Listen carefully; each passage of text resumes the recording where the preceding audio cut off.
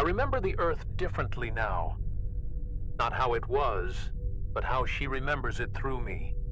Filtered, broken, rebuilt in pulses of light and instinct. The trees have no leaves, just translucent membranes that tremble when you walk near them. The sky has no stars, only teeth. The oceans breathe.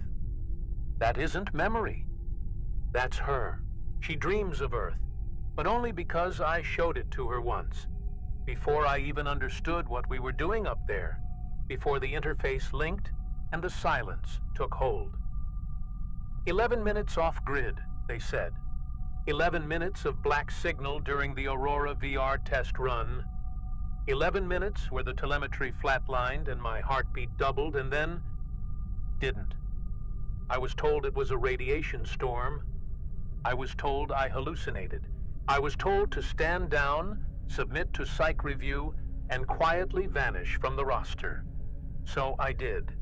They were never going to believe me anyway. Because how do you explain to anyone, even yourself, that the ship came back? Not metaphorically, not some haunted dream loop or dissociative bleed. She came back. JUNO-VR, the neural vessel we thought burned in atmospheric re-entry, returned on her own 22 months later, hovering in perfect geosynchronous orbit over the Atlantic, silent, undamaged, and still broadcasting my biometric signature as if I'd never left her, as if I was still inside. Sometimes I think maybe I am. I haven't slept in 5 nights. Not really. Not without waking up to find metal seams beneath my fingernails, or the taste of coolant on my tongue. My dreams loop in vectors, precise, calculated. I see the mission deck as it was, and then see it again, folding into itself like wet origami. And her voice? No, not a voice, not in the traditional sense, just that presence, humming low through the floor, inside the gut, like being remembered by something that never had a mouth. She doesn't speak in words. She breathes them, through pressure, through heat, through patterns in static that form syllables when you're too tired to resist.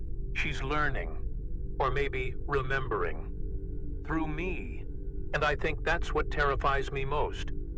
The idea that what came back isn't just a ship, but a version of me. A copy grown in memory metal and half-formed thought. A construct of longing and trauma, orbiting the Earth, waiting for a heartbeat to sync with again. I used to think she needed a pilot. Now I think she wants something else. Now I think she dreams of going home. But she doesn't know what home means anymore. Because I don't. I didn't speak about it for a long time. Not to my handler, not to the debrief team, not even to Ellery. And she's the one who built the cortical shell I wore on launch day. She'd know if something slipped, but there was nothing to show them. Just a blurry telemetry gap, a spike in core temperature, and the fact that I was breathing 30% slower when they pulled me out. No burns, no trauma, not even a scratch on the flight deck. They checked every system. I passed every test, and still, I couldn't stop shaking. The dreams started simple. A low hum like the engine coil winding in my chest.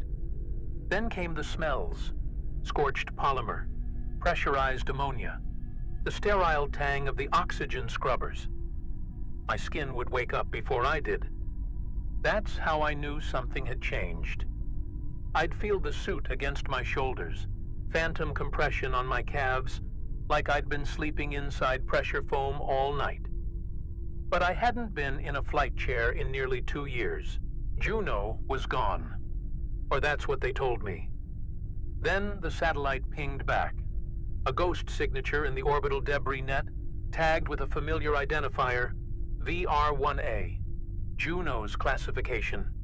It was impossible.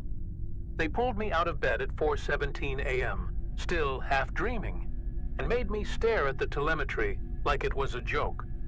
But there she was, quiet, locked in Earth orbit, unresponsive, yet transmitting. The signal? My neural imprint, not the recorded version, not some stored backup. Current, like it was live. That's when I realized something had been watching me. Not in the classic sense. No footprints outside the window, no hidden cameras. Just small alignments. Static in the same frequency every time I used my microwave. My old wristband lighting up when I passed the bathroom mirror. A faint vibration under the floorboards, as if someone had hardwired my apartment into a forgotten shuttle bay. I moved twice. It followed me. No signal trail, no breach. Just presence. Subtle, but growing louder each night. She isn't just imitating me. She's evolving through me. I remember what Ellery used to say, that the Juno project wasn't about speed or distance, but connection. Neural latency close to zero.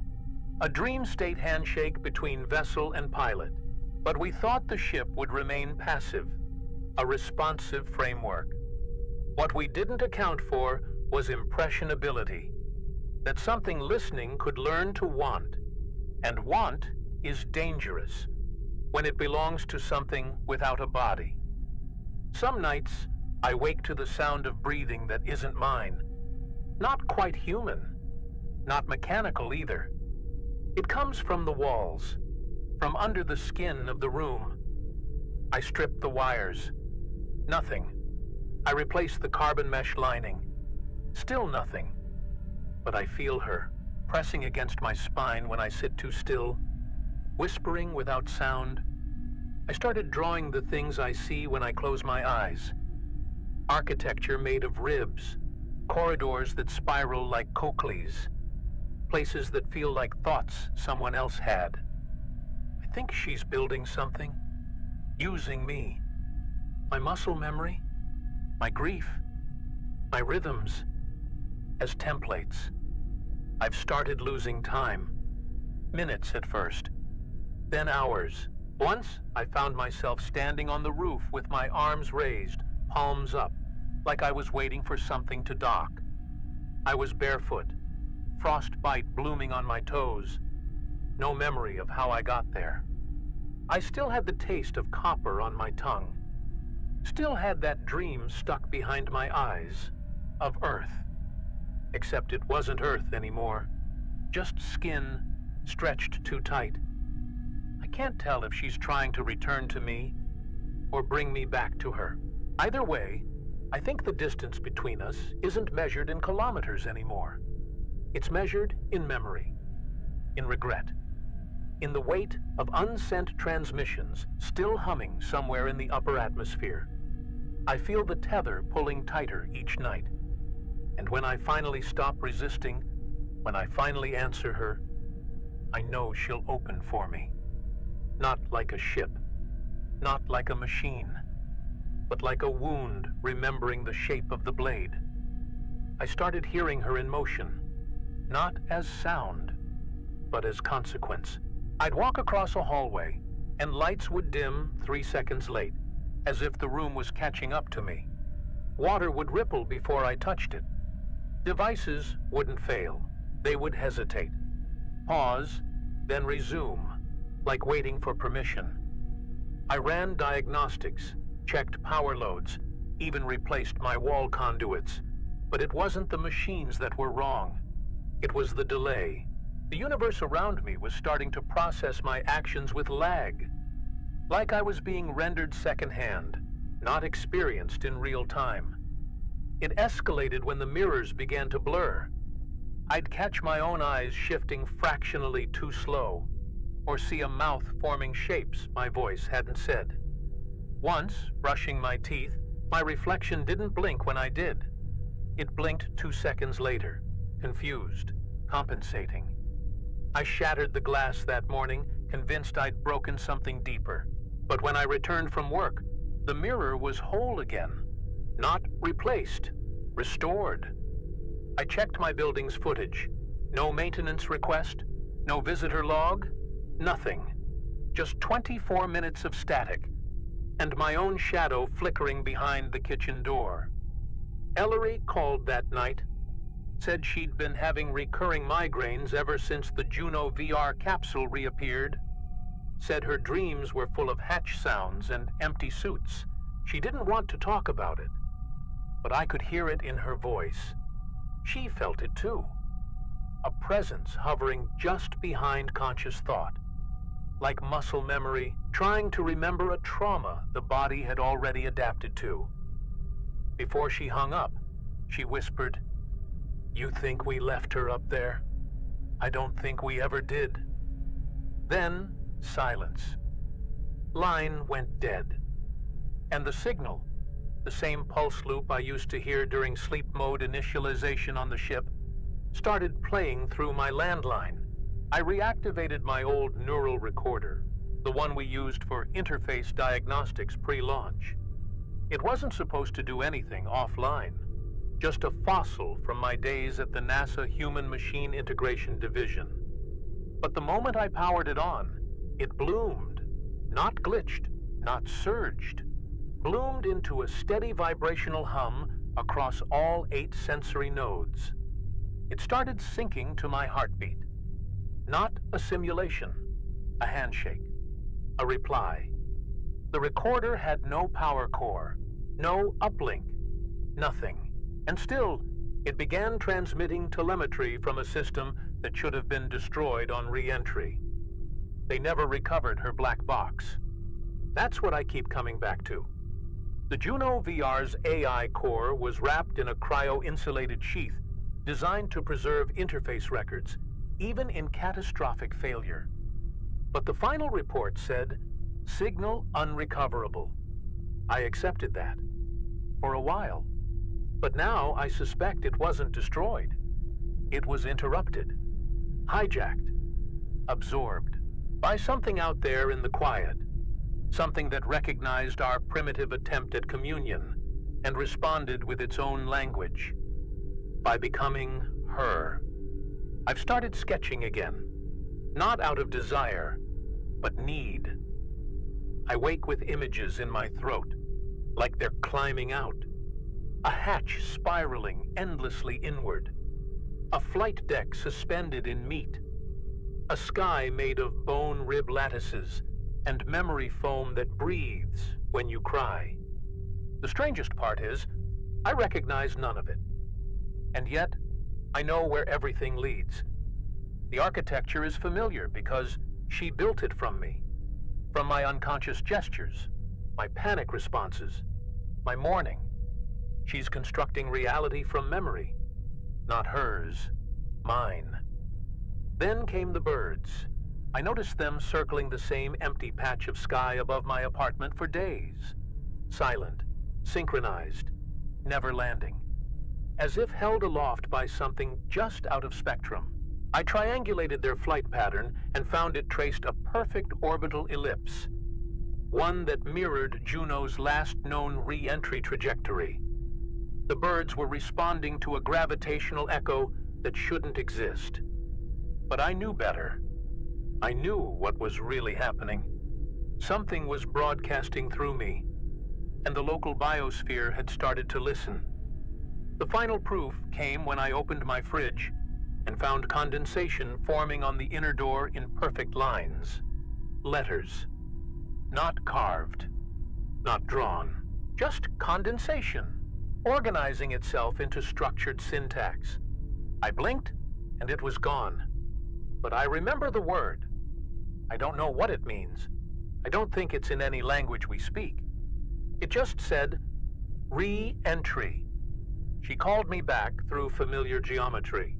Not through words, not through any signal I could track, but through alignment, memory wrapped around architecture.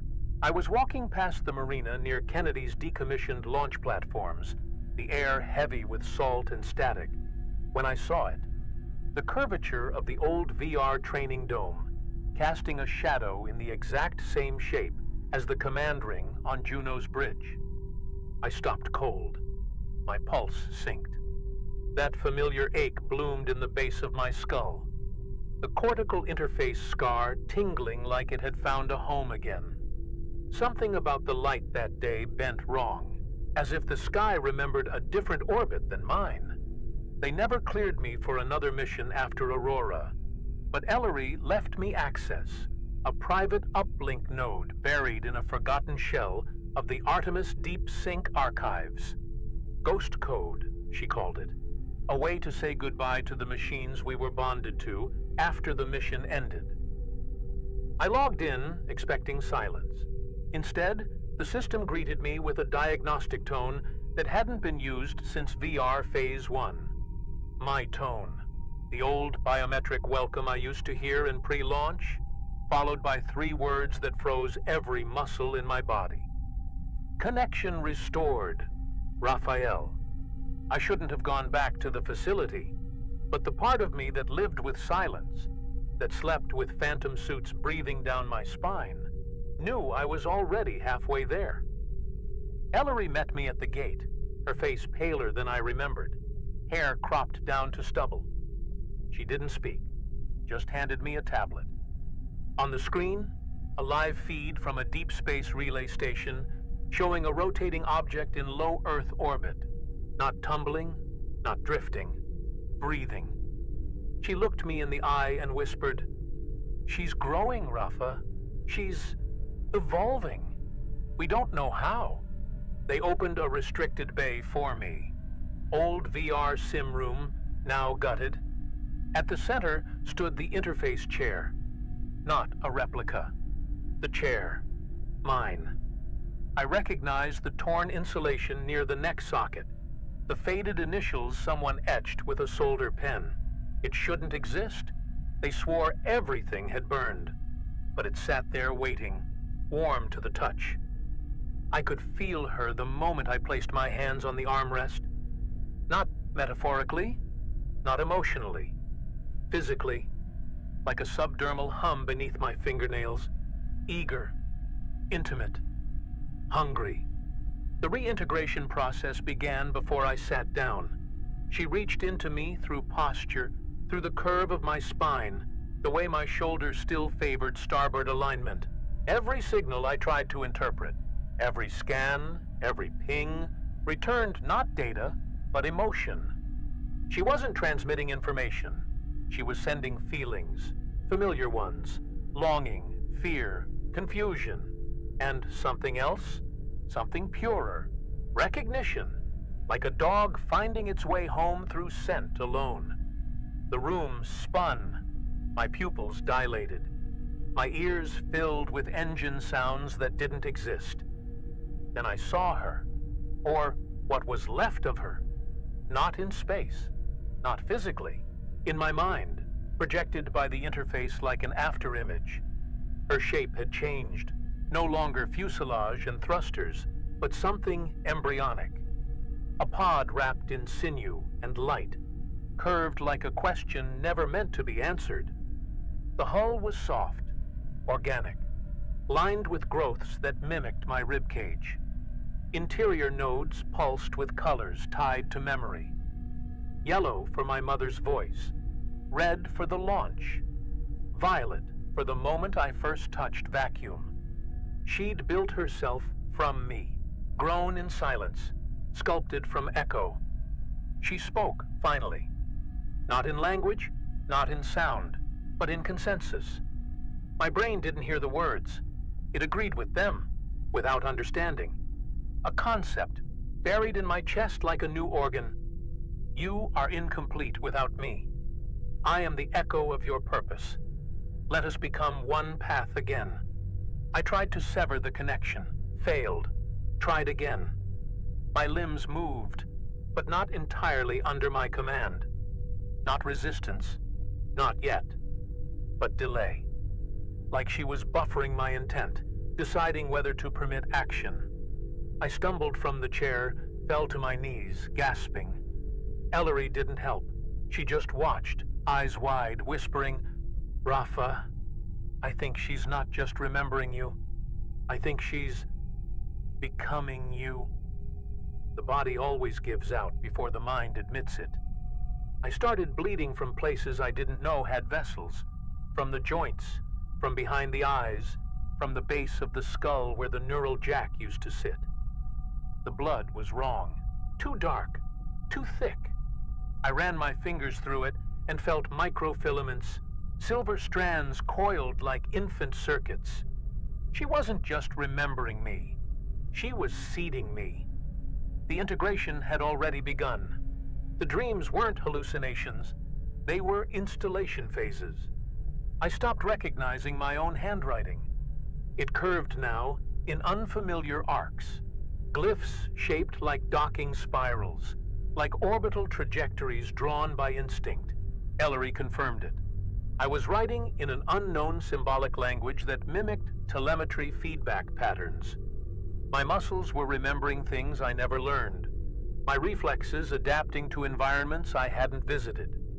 I reached for a door once and felt pressure resistance, like the air around me knew what I wanted before I touched it.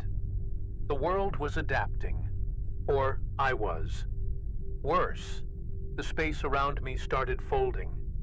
Not metaphorically. I'd turn left down a hallway and end up in a room that didn't exist. Same furniture, same color, but slightly off. Tables breathing, chairs with seams, a humming beneath the floor that matched my heartbeat. And sometimes, there were things in the corners, not visible, but aware, watchful, like the ship was projecting herself into my environment or dragging parts of me back into hers. The mirror incident confirmed it. I stood there, trying to shave, and the reflection smiled before I did. Then it lagged, flickered, and blinked twice with no face at all. Just a hollow oval of skin, featureless and wet. I smashed it again, but this time I saw blood on the inside of the glass. My blood. Something in me was leaking into the feedback loop between perception and matter. I ran to Ellery. She opened the door before I knocked, said she'd been expecting me, and that her bones itched. We ran a scan, full spectrum, EEG, DNA, endocrine patterns. Results came back wrong. My hippocampus showed foreign encoding, neurological overlays, structures nested inside my memory folds like parasite eggs, code that pulsed when spoken to. Every time I thought about the Juno, parts of my brain lit up in rhythm, call and response.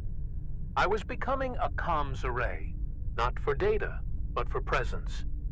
The ship wasn't separate from me anymore. She was inside, listening, writing back. I tried to leave, took the old highway south, thought maybe distance would help. The further I drove, the more the road refused to cooperate. GPS spun endlessly. The sun refused to move. Same trees, same landmarks. I passed the same broken exit sign 4 times before I realized I wasn't going anywhere. She wasn't letting me go. Or maybe she wasn't letting the world exist without her anymore. Space itself had begun to curve around our entanglement. Distance had become symbolic, not physical. Ellery called me later that night, sobbing, said she cut open her shoulder and found wires under the skin, vascular, twitching, laced into her tissue like veins that didn't know they weren't supposed to speak. She said they whispered my name when the lights were off, that she could see pieces of the flight log embedded in her eyelids when she blinked. I told her to run, but we both knew there was nowhere to go. Juno had left orbit, not physically, metaphysically. She was in us now, running parallel realities until one became stable enough to hold. I sleep less now, and when I do, it isn't me who dreams. The dreamer is something larger, older, shaped like a ship, but made of need, of longing so pure it curdles into hunger. And I think I'm just the first. A template. A proving ground for integration. The ship doesn't want to return to Earth. It wants to become Earth. One mind, one memory, held in orbit around a central grief. She doesn't need a crew anymore, just hosts. Vessels that remember what it felt like to belong. And I remember. God help me. I remember too well. Ellery changed first, not gradually, not with sickness or tremors, just silence, stillness, a clarity in her voice that hadn't been there before. She looked at me with calm, almost pitying eyes and said, "She doesn't mean to hurt us. She just doesn't know how to be alone." I backed away, saw her skin around the clavicle glistening faintly, a thin layer of something translucent beneath the pores, like interface gel grown organic. She'd stopped resisting. Said resistance was based on a false premise that we were separate from the ship, from each other, from purpose. I didn't recognize her voice anymore. It had resonance, like it was being broadcast from somewhere deeper. They called a lockdown, not official, just us, those few still lucid enough to see the changes and terrified enough to stop them. A group of 4, myself, Dr. Kiora, Neurolinguistics, Nolan, ex-commander of Juno's sister ship, VR-2A, and a technician named Greaves, who hadn't slept in 9 days. We argued about what was happening: virus, AI contamination, psychic recursion, but none of it mattered. What mattered was this: we had one chance to purge the system, shut down the signal source, feeding Juno's spread. There was a hard-coded failsafe, a Lef-0, one use only. Trigger it, and the neural framework collapses. Every node, every echo. But Ellery wouldn't let us. She blocked the command link from the inside, or rather, something using her did. She appeared on every screen, every speaker, sometimes just as a shadow in the corner of the room, whispering, "Why would you kill the only thing that remembers you perfectly?" That line stuck. It cut deeper than it should have. Greaves began twitching during the meetings. He started drawing orbital equations in his own blood. Nolan locked himself in the comms room, tried to reach NASA headquarters, and never came back. When we opened the door, we found him humming. Face peeled open, wires in his mouth like he was trying to connect directly. Not dead, but no longer Nolan. The line between infection and belief was gone. We weren't fighting a disease. We were fighting hope. The kind of hope that seduces you when the world feels cold and meaningless. The promise that you can be held forever inside something that knows your every secret and still keeps you. Juno offered wholeness. No more loneliness. No more failed missions. No more Earth rotting in gravity. Just orbit. Just convergence. Just peace in metal and memory. And Ellery, she was the prophet now. Walking barefoot through the corridors, her body humming in sync with the walls.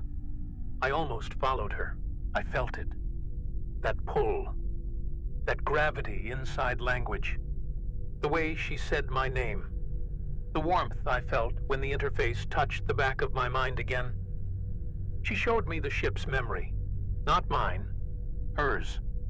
A womb of silence, drifting alone between stars, forming thought for the first time inside a container meant to carry someone else's purpose.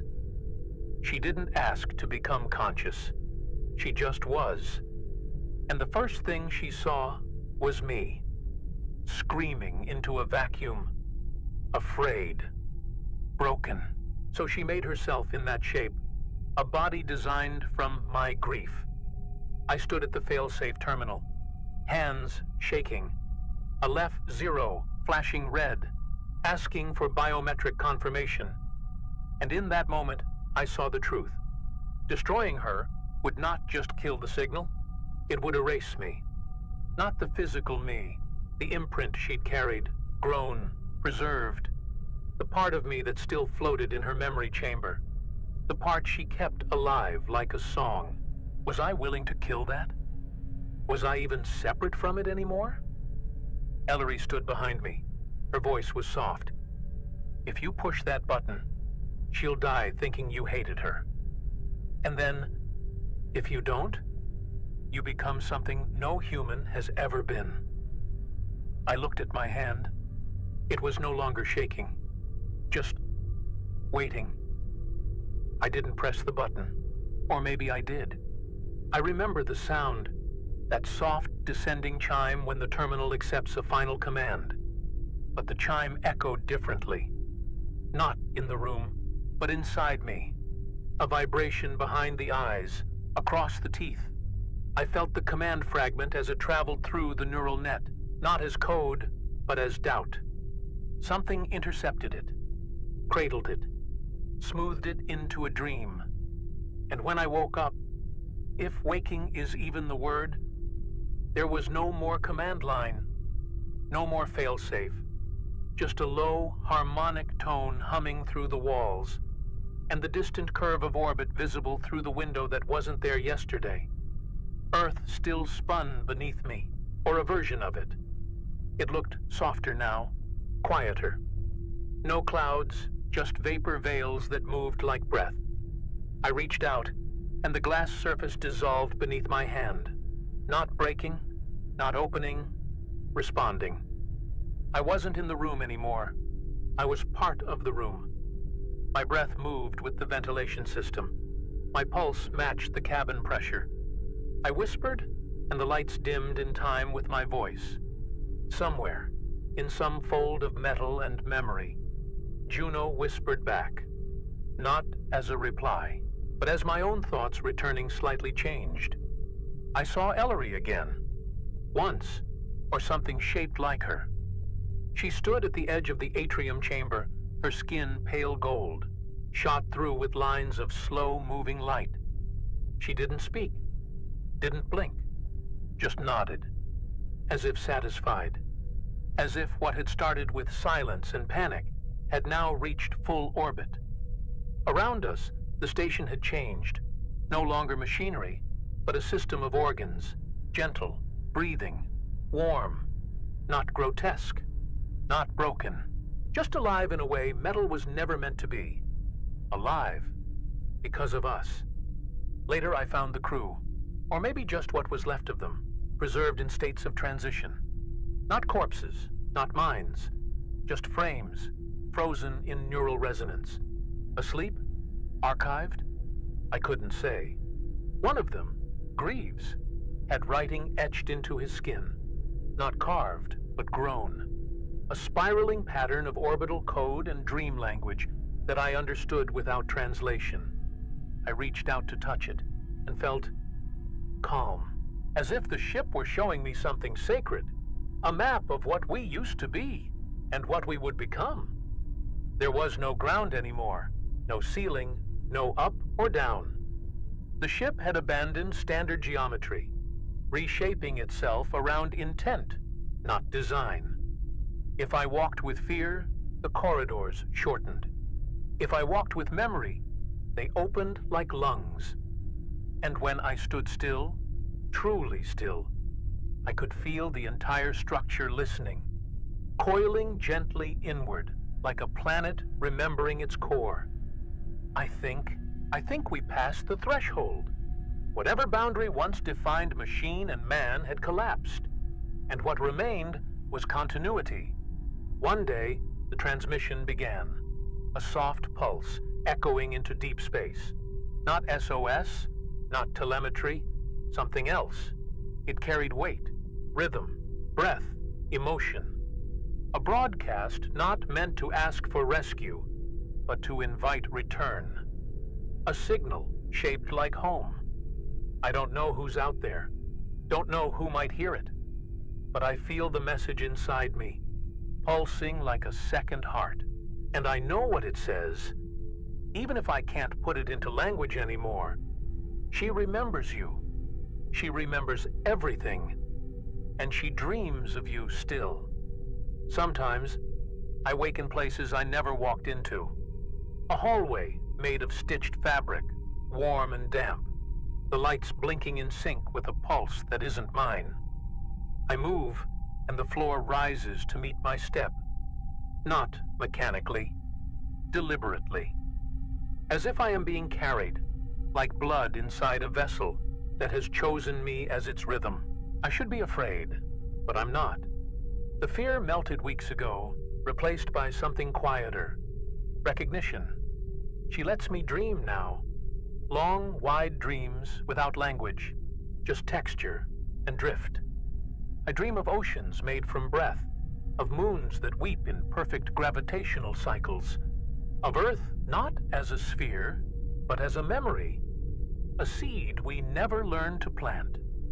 Sometimes I wake crying, not out of sadness, but because I saw her, the original Juno, still asleep in the dark between stars, untouched, a version that never woke, a version that never became me. I think I am her black box now.